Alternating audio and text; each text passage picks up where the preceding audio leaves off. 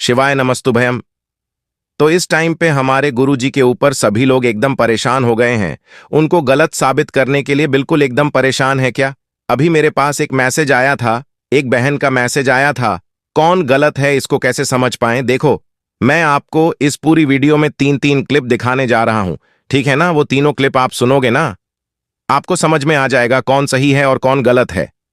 अनिरुद्धाचार्य जी सही है या हम सभी के प्यारे पूज्य गुरुजी सही हैं? शास्त्रों की बात कर रहे हैं अनुराचार्य जी। आइए बात करते हैं, तीन क्लिप देखते हैं, फिर आप खुद डिसाइड करना, ठीक है? नाना लोग जब शिव महापुराण को नहीं समझते, शंकर की कथा को नहीं समझते, वो अपनी व्यास पीठ पर बैठकर कहते हैं कि शंकर का चढ़ा हुआ जल नहीं पीना चाहिए। शिव महापुराण की कथा कहती है कि वो अगर शंकर का चढ़ा हुआ जल नहीं पी सकते तो फिर गंगा का जल भी नहीं पी सकते, क्योंकि वो भी शक्कर पर चढ़ा हुआ है। वह गंगा का जल भी तो शिव पर चढ़ा है, वो भी तो शंकर की छटा से निकल रहा है। कहना सरल है, शंकर का चढ़ जल मत पियो, और उसको प्रमाणित करना कठिन है, बहुत कठिन। थोड़ा सत्य छु जरूर है, पर वो प्रमाणित रहता प्रमाण। तो आप लोगों ने गुरुजी की बातें सुनी। गुरुजी तो क्या कह रहे हैं कि लोग भागवत कथा जब कहते हैं तो लोग कुछ भी बोल दे रहे हैं। इस पर क्या? एक लड़की ने सवाल पूछा अनिरुद्धाचार्य महाराज से, और इन्होंने उस पर क्या जवाब दिया। फिर हम लोग गुरुजी के उस प्रमाण की बात करेंगे जो हमेशा से पूज्य गुरुजी अपनी हर कथा में देते चले आए हैं। और अभी हाल ही में जो कथा हुई थी उसमें पूज्य गुरुजी ने इस कथा के बारे में बताया। पहले आप उस क्लिप को छोटे से सुनो कि ये क्या कह रहे हैं और इसका क्या मतलब है ना? राधे राधे गुरुजी। हाँ बेटा, गुरुजी मेरे से आपका एक प्रश्न था कि जो आप कल बोल रहे थे शिव जी में जो चल चढ़ता है उसे हम पी नहीं सकते, और एक बार प्रदीप मिश्रा जी ने बोला था कि उसे हम औषधि के रूप में पी सकते हैं। तो मेरे को एक कंफ्यूजन था, इसके लिए आप शिव पुराण पढ़िए और शिव पुराण में जो लिखा है वो मानिए। शिव पुराण में मैं लिखा हूं, आपको बता सकता हूं कि शिव पुराण के अनुसार शिवलिंग पर चढ़ा हुआ जल आज तक पहले भी कभी किसी ने सुना कि शिवलिंग पर चढ़ा हुआ जल पिया जाता है? नहीं पिया जाता। शिव पुराण में ही लिखा है कि नहीं पीना। तो जो लिखा है वही हम बताएंगे। हम जो भी बताते हैं वो शास्त्रों की बातें बताते हैं, लिखा हुआ मन माना कुछ नहीं। धन्यवाद गुरुजी, खुश रह। हमने बताया तो शिव पुराण पढ़ लो, आप किसी की बात मत मानो, आप पुराण पढ़ो जी, है ना? जो पुराणों में लिखा है आप ये बताओ, आज तक किसी को आपने शिव जी का जल चरणों का शिवलिंग का पीते हुए पहले कभी सुना देखा? जी नहीं। फिर आपने जब देखा नहीं, चरणामृत का मतलब क्या होता है? चरणों का अमृत, और चरणामृत किसका है? केवल भगवान श्रीमन नारायण। केवल हमने बताया था लड्डू गोपाल जी, शालिग्राम, भगवान विष्णु, भगवान कृष्ण, भगवान राम, इनके चरणों का जल चरणामृत कहलाता है। शिव जी के अभिषेक का जो जल है उसे नेत्रों से लगाया जा सकता है, उसका सिंचन ऊपर किया जा सकता है, पर उसे पीने की परमिशन शास्त्र नहीं देते।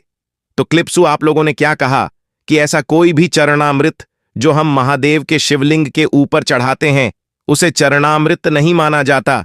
तो पूज्य गुरुजी हम आपसे ये कहना चाहते हैं, अनुराचार्य जी महाराज से हम कहते हैं कि तो हमारे शंकर महादेव के जो उनकी जटा है उनमें से गंगा जी निकली हैं, और जहां पे गंगा जल हम छींट देते हैं वो जगह तो अपने आप पवित्र हो जाती है। तो अगर हम महादेव के शिवलिंग के ऊपर से कोई भी जल आचमन करते हैं, पीते हैं, तो वो गलत कैसे हो सकता है ना? इस पर पूज्य गुरुजी ने हम लोग के एक प्रमाण दिया। सबसे पहले उस प्रमाण को आप देख लो, आपको खुद समझ में आ जाएगा क्या चीजें सही हैं और क्या चीजें गलत है। पर जल चढ़ा हुआ नहीं पीना चाहिए, उसके लिए मेरे वेद व्यास जी लिख रहे हैं, पेज नंबर 75, विदेश्वर संहिता। ध्यान रखिएगा, जो मनुष्य उंगली पर ध्यान देंगे, जो टीवी पर चल रही है, जो मनुष्य शिवलिंग को विधिपूर्वक स्नान कराकर उस स्नान के जल का 3 बार आचमन करता है, उसके कायत, वाचिक और मानसिक तीनों प्रकार के पाप शीघ्र नष्ट हो जाते हैं। यह शिव पुराण है। सुन लिया आप लोगों ने, सारे प्रमाण देख लिए आपने कि क्यों पीना चाहिए, कहां पे लिखा है, कैसे लिखा है? शिव महापुराण में ही यह कह रहे हैं, अनिरुद्ध आचार्य महाराज कह रहे हैं शिव महापुराण में लिखा ही नहीं है। और इसको प्रूफ कर दिया हम सभी के प्यारे गुरुजी ने कि देखो भैया, इस पेज नंबर पे लिखा है, यह आपका शास्त्र है, यह प्रमाण है, और यहां पे लिखा हुआ है, जो लिखा हुआ है वही मैं भागवत की गद्दी पर बैठ करके आप सभी लोगों को बताता हूं। मैं अपने मन से कुछ नहीं कहता, यह तो सीधा सीधा पूज्य गुरु जी का कहना है। लेकिन अनिरुद्ध आचार्य महाराज क्या कर रहे हैं? वो सीधा कह दे रहे हैं, ना पढ़े ना लिखे ना कुछ भी कहे किसी से, बस सीधा एक ही बात कह रहे हैं कि शिव महापुराण में नहीं लिखा हुआ है। पता नहीं पढ़ा भी है कि नहीं पढ़ा है। मैं यहां पे कुछ भी कहूंगा नहीं, वरना लोग कहेंगे कि भैया आप तो बहुत ही बोल रहे हो। मेरा सिर्फ और सिर्फ एक ही बात कहना है कि आप लोग प्लीज, कोई भी लोग हम लोग के गुरुजी के पीछे ना पड़ो। उनको शास्त्रों की नॉलेज है। हम लोग जो भी सुनते हैं, जो भी विचार करते हैं, अपने जीवन में उतारते हैं। और बहुत सारे, इवन मेरे भी जीवन में बहुत परिवर्तन आया। और बहुत सारे लोग ऐसे हैं पूरी दुनिया में जिनके जीवन में पूज्य गुरु जी की वजह से, शिव महापुराण की वजह से बहुत परिवर्तन आया है। आज के टाइम पे कोई भी व्यक्ति महादेव की पूजन करने वाला, मुझे नहीं लगता कि वह उदास होगा। परेशानियां सभी के पास में है, लेकिन उसकी परेशानियों का निवारण भी स्वयं महादेव करते हैं। वीडियो पसंद आई हो तो लाइक करिएगा, और इस वीडियो के बारे में आपका क्या कहना है एक बार नीचे कमेंट सेक्शन में बताइएगा, ताकि हम इस पर और बातें कर सके।